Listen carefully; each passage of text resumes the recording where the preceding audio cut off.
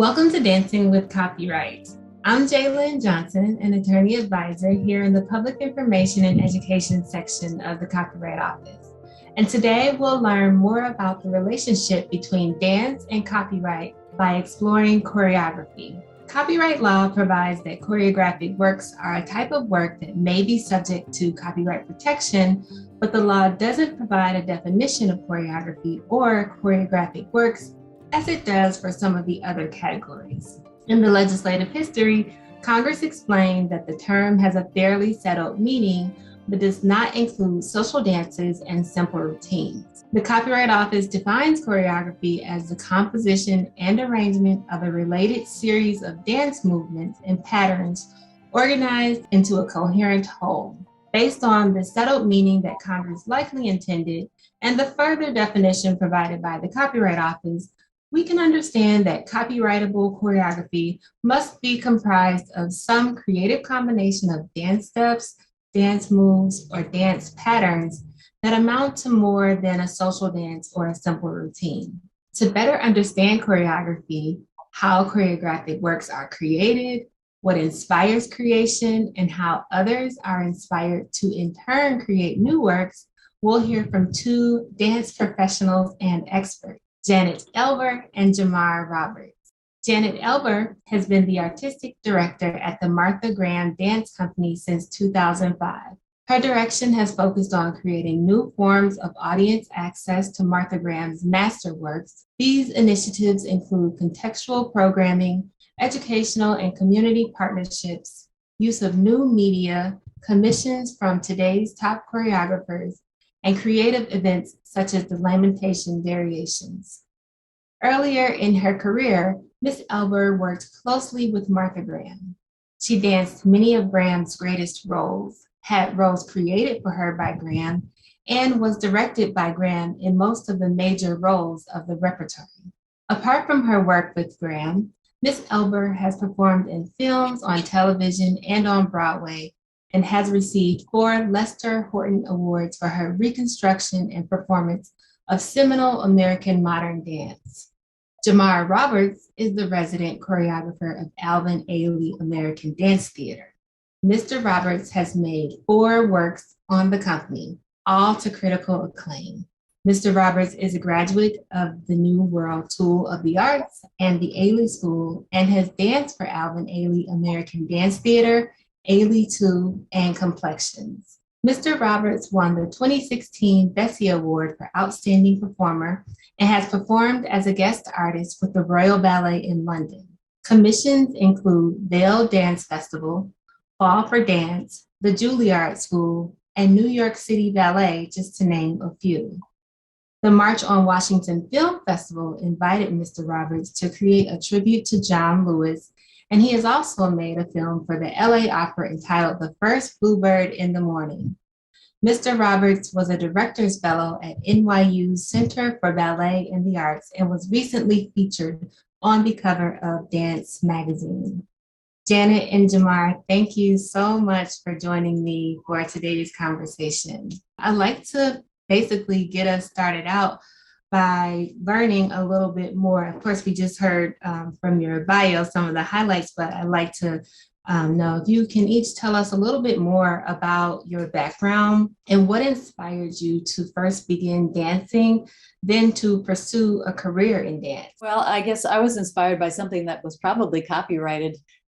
There was a ballerina on the TV show Captain Kangaroo when I was 5 years old, and I decided I wanted to take ballet lessons. So that started it, and I got training during high school years at the Interlochen Arts Academy, the boarding school for the arts in Michigan, and then went to Juilliard. When I got to Juilliard, some of the greatest choreographers in the world were teaching there, Jose Limon and members of the Martha Graham Dance Company. And that's really what steered me towards Martha Graham and her company. I started dancing with the company while I was at Juilliard. I'd have to say that what attracted me to the Graham style, which is now what I'm in charge of really, although my years in college were well over 50 years ago, was a combination of emotional content and the physical map that Martha created, the choreography.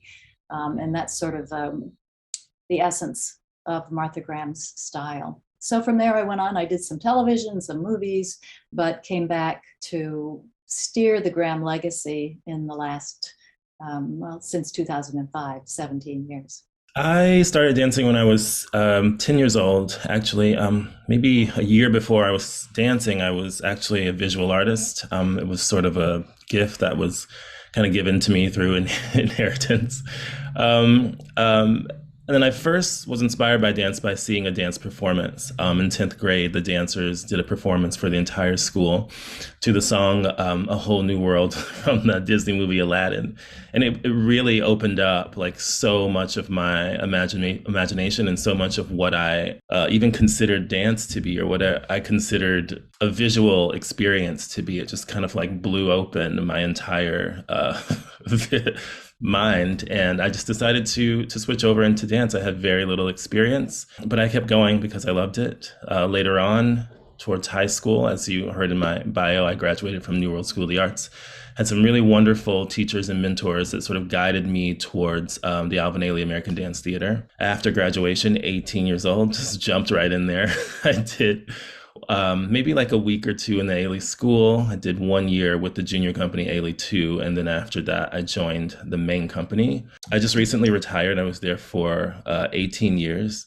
There were some times in between where I sort of took some breaks for various reasons to go and explore other artistic venues, but it's pretty much where I've been ever since. 3 years ago, the current artistic director, Robert Battle, appointed me as the resident choreographer for the company, the first resident choreographer, which was just a dream come true, really. And making dances has now become my full-time passion, love, and vocation, if you will. And a lot of the work that I make is inspired by humanity, a lot of the stories that I have inside and the stories that we carry as humans and how we sort of get along with each other. I've made several notable works that have to do with the African American experience, being a Black person in America. I think that there are a lot of important things that should be addressed, or at least I feel that are on my heart personally. And other than making works for the company, I've had a couple, great commissions outside of the company to work with other dancers as well. And it's really just been a wild ride, a very different lifestyle from a dancer lifestyle, but I really couldn't ask for a better way to give back to the world and to myself. That's beautiful, especially thinking about it as giving back to the world and to yourself. That's awesome. And Janet, can you tell us a little bit more about your role as an artistic director? I am certainly interested in knowing more, and I imagine others, about what that role entails. I'm not a choreographer. I do some choreography for the company that arranging some of Martha Graham's works or bringing them back from being lost. I recently reimagined a solo of Martha Graham's by using photos that were taken in a performance of hers. There was no film that existed. But my job really is, I consider to be a curator, to creatively curate this legacy that Martha Graham has left behind. She created some of the great masterpieces of 20th century dance.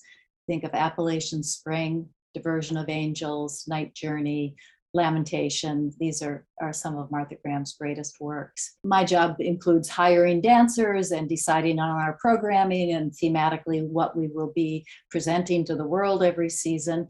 But it also involves giving our audiences as many points of access to the Graham legacy as possible. And this is something that is really the center of my goals for the company, that we find ways to invite everyone and anyone to not just see our work, but to engage with our works. And we do this through unusual partnerships with libraries and museums and schools, of course. We do this by using media and narration on stage to bring context to the works that are on stage. And we commission new choreography, today's choreographers, to create works that resonate with the Graham dances. And we do a whole variety of even sort of crazier things. We had a online video competition called the Clytemnestra Remash Challenge, where we invited people to download solos from Martha Graham's work that's based on the Greek story of Clytemnestra, and to take those solos by Helen of Troy or Cassandra and do anything they wanted to them and repost them.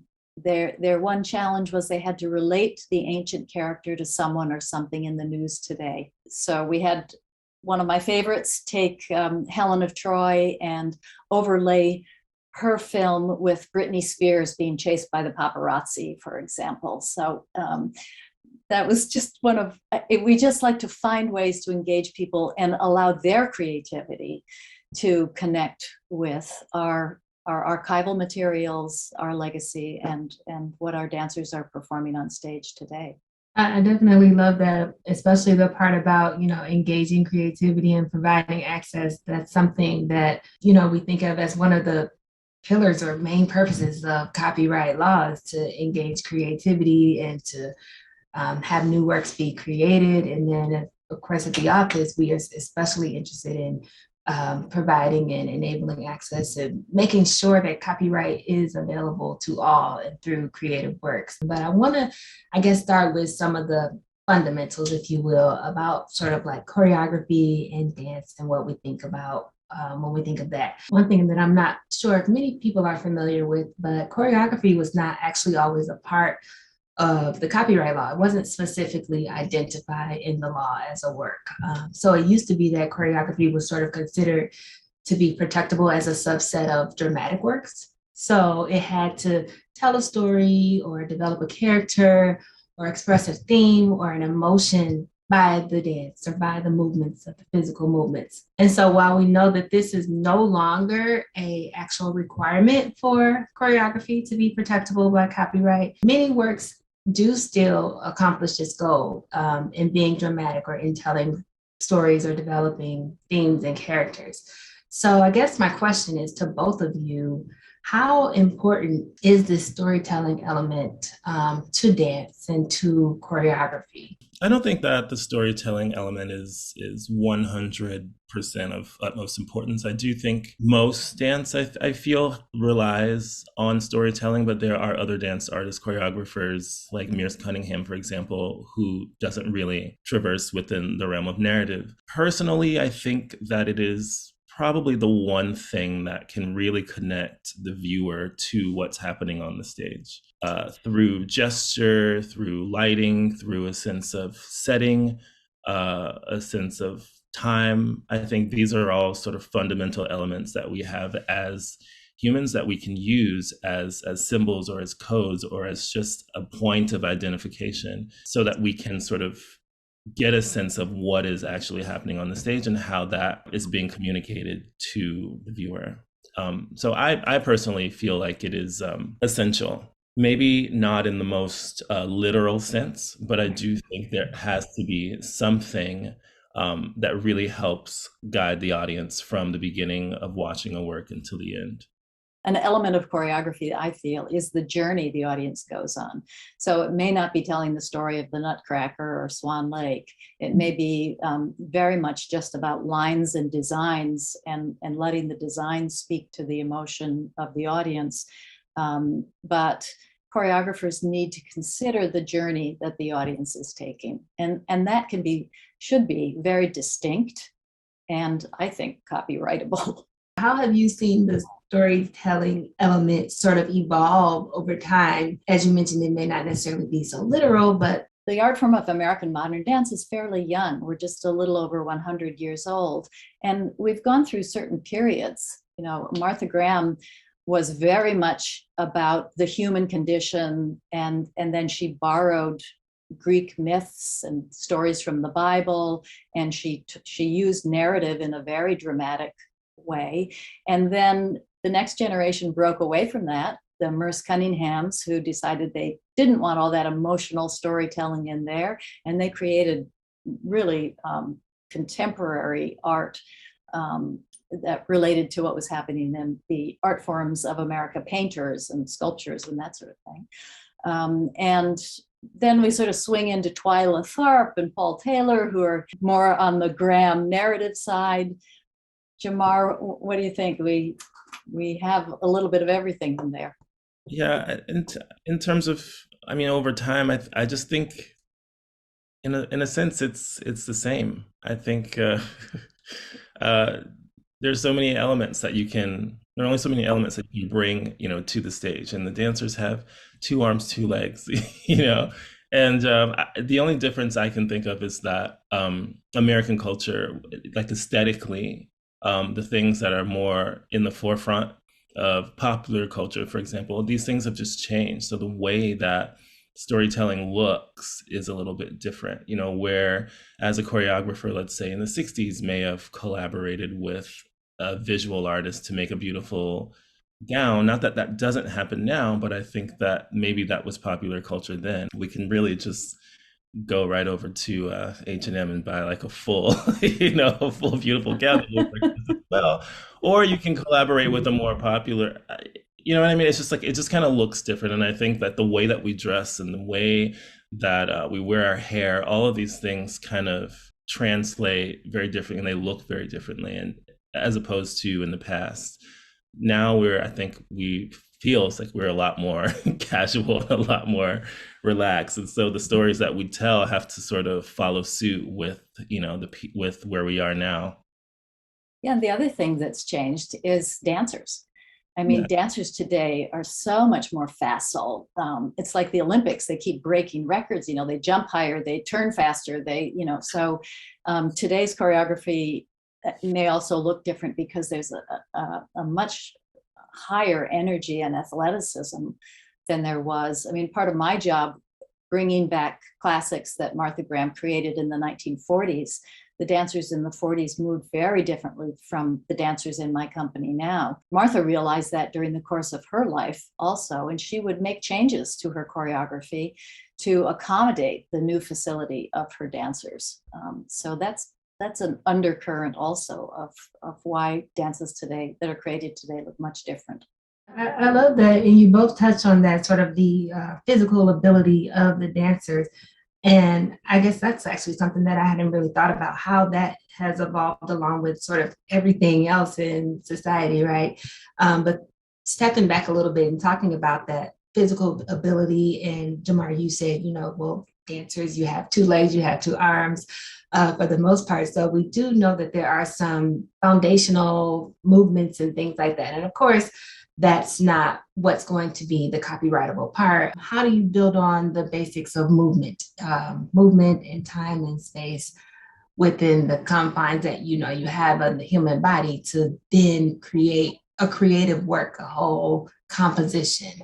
With every work that I make, or with every story that I tell, I always try to build a different movement vocabulary depending on whatever the concept of the work is. So I never really have one set of steps that I always do, one set of movements that I always pull from to make every work.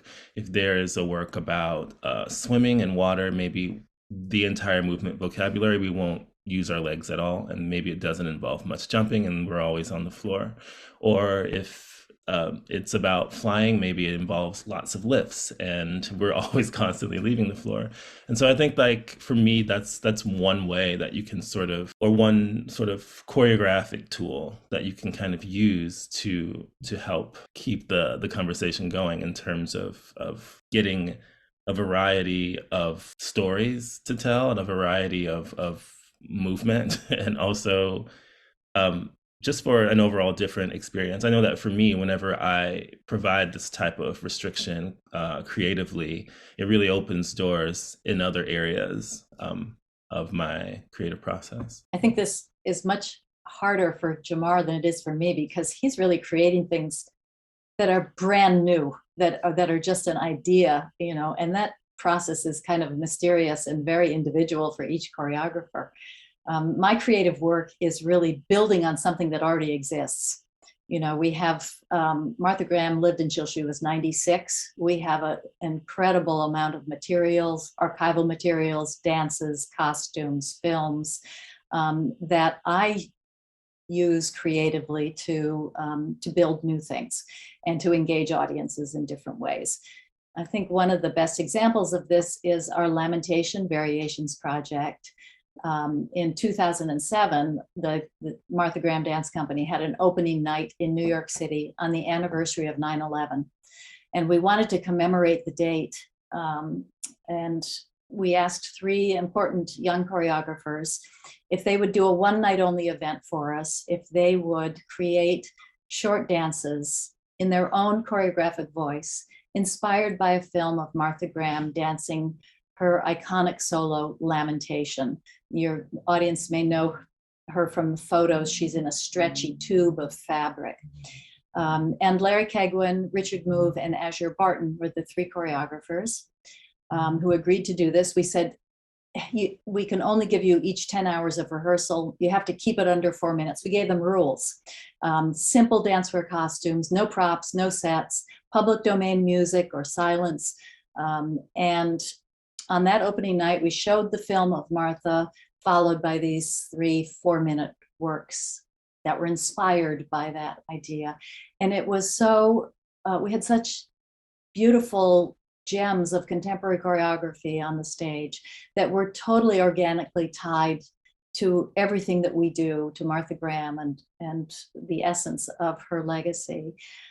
That we immediately forgot that we said it was going to be one night only and started touring with it all over the world and started commissioning more. We now have 15 Lamentation variations.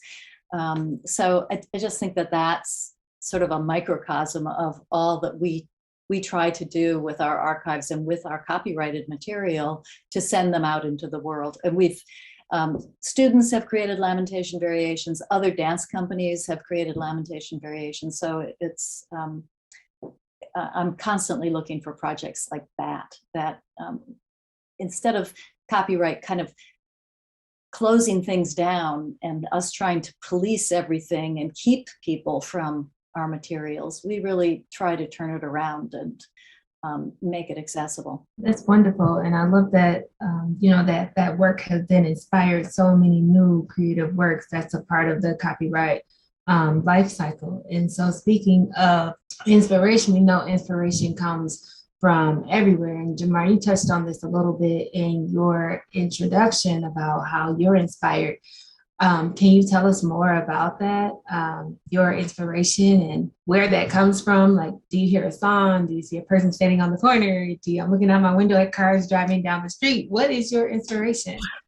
I think it comes from everywhere. I think when I know that I have to go in to make a work, I suddenly try to become a very porous person, and I try to just kind of let my antennas just kind of be really active, in my daily life. Music is always there, of course. I'm always listening to music. And I know that that's something that I connect with very well, but what I'm always looking for are the things that I don't connect with very well. Those things being, I think not that I don't connect with my interior world very well, but I do think like the mind is a mystery. And I think like there are tons of things that are happening inside of us that we don't really know are happening until we like stop and listen to them. So my process really begins with a lot of noodling around, sometimes staring at the wall, reading a lot of things that then set off other ideas in my head. A lot of times they're novels, newspaper articles. As I'm walking around, I'm noting colors of things that my friends are wearing.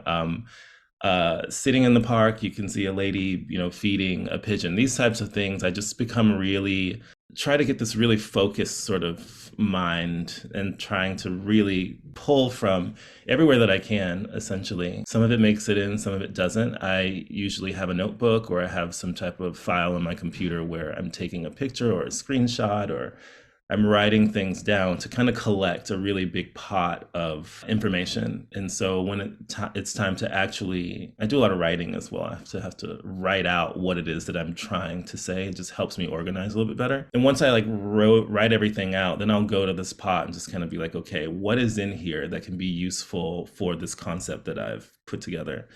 I think 90% of it never makes it in, because there's then the point where I have to go into the studio with this concept and idea and the little 10% of things that I got from my little pot, and I have to start generating actual movement from this idea. And then it goes into the collaboration with the dancers, and you can never really 100% account for what you're going to encounter in the studio with the dancers.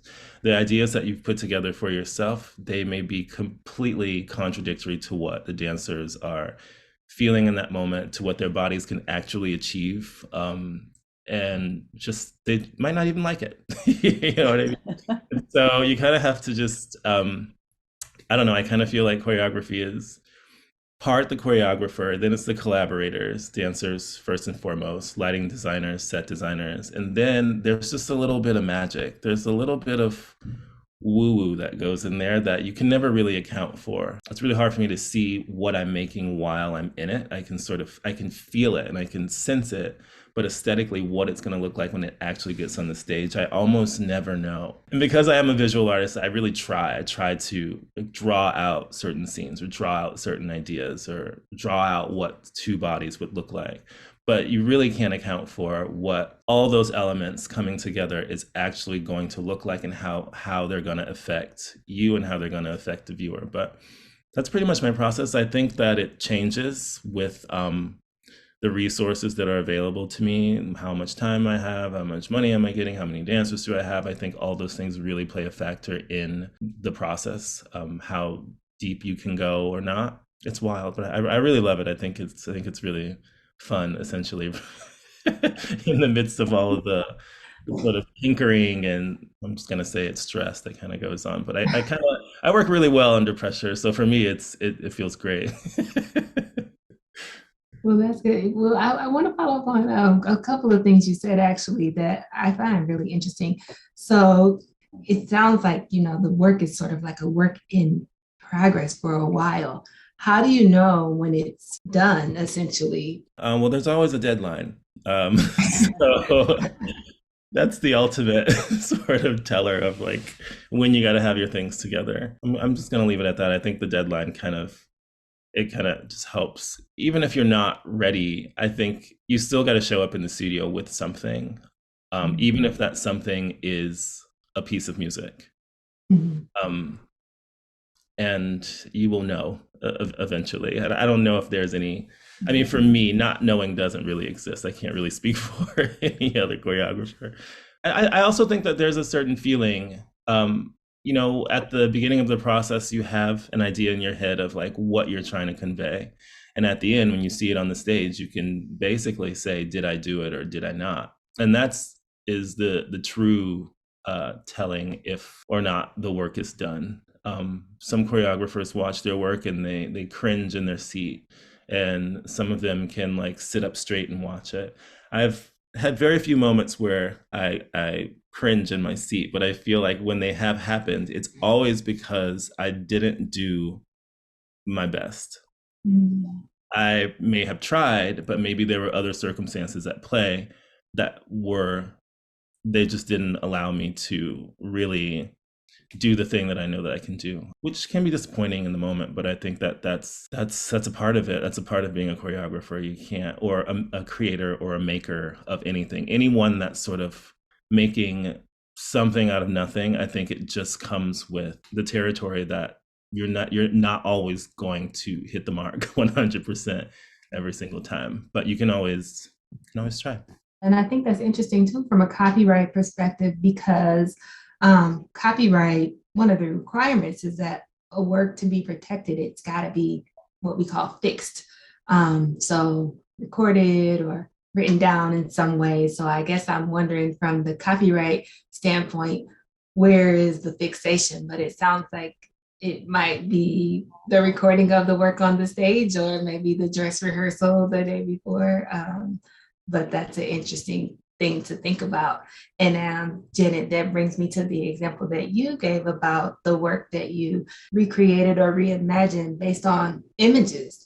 Like you didn't have an actual recording or fixation, I would guess I would say, of the full work. And so then reimagining that work from those images. How was that process? Very similar to what Jamar has been talking about, because you can have still images of a number of dance poses, but to know how Martha Graham moved from one to another, where she stood on the stage, where she entered, did she exit?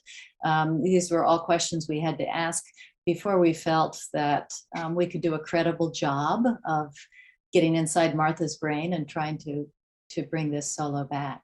And we're really happy with the end result. Its title is Immediate Tragedy. The original is from 1937. What inspired us to bring it back was we received a number of rare photos 4 or 5 years ago from the son of a man who had been dating a Martha Graham dancer, and he was a photographer, and he was allowed to sit in the front row of this performance and take photographs. And his son found his canisters of film and asked if we would like them. And of course we said, yeah, Martha Graham in performance in 1937. It's really rare to have photos of her on stage. We have quite a few in the studio. And because we had the film canisters, the contact sheets, we knew the order of the poses. So we knew she started with this pose and she moved to this one. And still, as Jamar says, a lot of woo-woo of, I feel I have Martha's style, her technique in my body. So I move in ways that she designed. And we were able to bring the solo back to the stage. It's not exactly, of course, how Martha Graham would have danced it, but we feel it's a Graham solo. But in regards to what Jamar is saying about not changing a work once it's fixed, Martha Graham lived long enough. She changed her works a lot. And in fact, we were able to copyright one of the works because she changed Appalachian Spring so much for the younger dancer that took over her Martha Graham's own role that it was considered to be a new version. And so we copyrighted that version that Martha Graham made for younger bodies in a different time frame than her original. Another example, of how works continue to live and grow, and the sort of the life cycle. We use that term a lot here, the life cycle of copyright.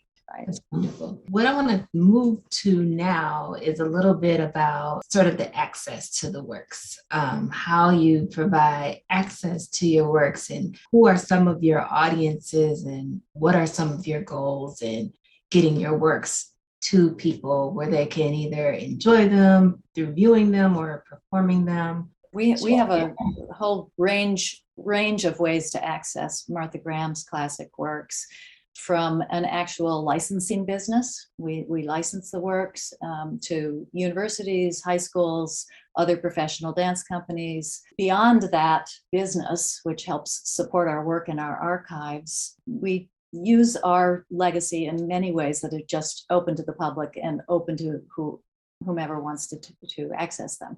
We have a project called the Panorama Project that we love. Martha Graham created a work in 1935 for students. I think the cast was 33 students. It was about social activism and the power of numbers, the power of people to make change. We do a project every year here in New York City called All City Panorama, where we audition teenagers from all over the greater New York area. They come to our studios twice a week. They learn this incredibly powerful political statement in dance, and then they perform it on stage with the Martha Graham Dance Company quite often. And we do that Panorama project in cities all over the world, actually. We also release materials online. Our YouTube channel has classes that people can take while they're in their living room.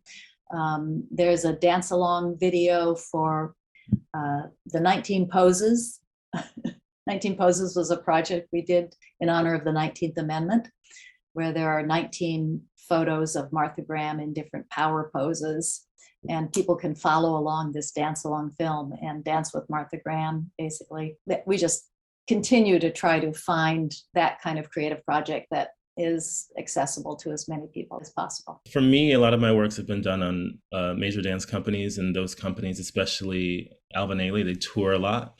The United States and internationally. They also have outreach programs where they go into schools and they do lecture demonstrations and basically telling people that may or may not be able to get to a performance about the Alvin Ailey show. Sometimes there's free tickets and sometimes there's like raffles, in order to get people to come to the theater and see the works. And also during the pandemic, when theaters were closed down, I know that the Ailey Company did an Ailey All Access digital viewing of a lot of the works that they put online, which I thought was really great. Just speaking of access alone, I think everybody was on their computers during that time. I was actually going to ask the both of you, sort of as my next question, related to our environment, I guess, that we're living in now. The past 2 years, we've all been impacted in such a great way. And it's especially impacted these creative communities that have once relied on like live in-person performances and events. How do we think that will look moving forward? Graham, we now have a big digital program. We do something called Martha Matinees once a month on Saturday afternoon. We stream one of our archival videos with live chat to talk with some of our Graham artists. We do a studio series in our studios that we now live stream, which was always in person before. So, we try to do closed captioning. We try to also, there's a big conversation in dance right now about access and ableism and making sure that you're looking at all audiences, not just those people who can make it to the theater. And do you think that it will change in the future how works are created? I think, historically, works were generally created with like a space in mind or a stage or an audience, but now you are probably thinking, I would guess, beyond that, because like you said, it won't just be at the stage or at the theater with the audience there. Now there are all types of ways that dance can be presented. So how do you think that's going to impact or evolve the creativity? I think it'll evolve, but I don't really think that it will take precedence over live theater. I think coming to the theater it's a whole event and it's a whole experience in and of itself. And I think though virtual viewing is great and it can be really good for the company and also for viewers in the sense of where it can really get art to do what it does best, which is like touching people and connecting. So I really think that it can help with that. But if anything, every work that goes on stage will be accompanied with a digital presentation of that work, like how back in the day you would buy the CD, but you'd also have the booklet, you know what I mean? Or this Right. type of something to help accompany the work that you're seeing on stage so you can get a better understanding of it or get deeper into the work that you just saw. I personally think that would be a great idea. There's so many people that come to dance and they're just like, they always want to know what was it about? What did I just see? And I think the virtual realm can really help them sort of get more into the work and have a better understanding of what it is that they're watching. And therefore you get more people coming to the theaters because they're getting this understanding, of what they're experiencing. Audiences really want context. We actually just do a spoken introduction to all of our stage performances because it's kind of like a museum's audio tour or something. Other art forms have taken advantage of this idea of context for a long time. Opera's super titles, for example. And we've kind of turned to other art forms to look at how to incorporate those techniques, which are not necessarily new. They're just new to modern dance. So looking forward still, I guess, forward toward the future, what would you share with aspiring choreographers, dancers, folks who want to work in the creative space in dance? What would you suggest that they be mindful of when looking to create and perform new works? One thing they should be doing is seeing as much dance as possible, not just dance that's happening today, but legacy. Look at the films of what Agnes DeMille and Jose Limon and Martha Graham did, because young choreographers need to understand when they think they're creating something completely new, they may be just sort of rehashing ideas that have been around for decades. And they also should take example from people like Jamar, who are creating really personal, specific works of art, not generic, ones that, well, are distinct and individually theirs. I feel crazy for saying this, but look at nothing from today and look at everything from the past. I think that we're here doing these dances that we do and dancing in the ways that we do for a reason. The people of the past, they're pioneers for a reason, and I think there's always so much to learn from watching works of the past, especially given the lack of resources that they had in comparison to what we have now. It's brilliant, all of them, every single one of them. Martha Graham, Jose Limon. It's really great, and I think moving forward, that's sort of the key, because trends, they come and go, but the classics, the foundation of everything, it's called a foundation and a classic for a reason. And the more that you can study those works, the better that it can help inform the work that you do, and not just movement wise, but also in the context of, where were we as a society when these works were being created? What was happening in the world? And it can really help inform how, what it is that you want to say in the world that you're living in now. And I also like to say, stay in love with the craft, do it for the love and not for the fame. I think the moment you fall out of love with it, it's all going to go downhill from there. Just the sheer sort of gratitude of having a body that is able to move at your will, and do what it is that you want it to do. I personally find a lot of gratitude in that, especially post-retirement, and having a body that's sort of aging. It's sort of doing the work that you have to do to get it to get the engine going. It's not as easy. And so the more that you can I don't know, I kind of feel like everything's a dance. If you turn off, you mute everyone here on this Zoom and just play, some beautiful score, just the nodding of our heads and the shifting of our bodies becomes a dance. So if you can keep this type of love, this type of purity of what dance really is, I think the better you can just tell your story and speak your truth, I think, and with a lot of honesty. Everything Jamar just said was so beautiful about staying in love with the art and being true to yourself. I don't think I can top that. So, thank you. Well, thank you both so much for joining us at the Copyright Office, for dancing with us at the Copyright Office. This was definitely a wonderful conversation, and I appreciate your time that you spent with us today.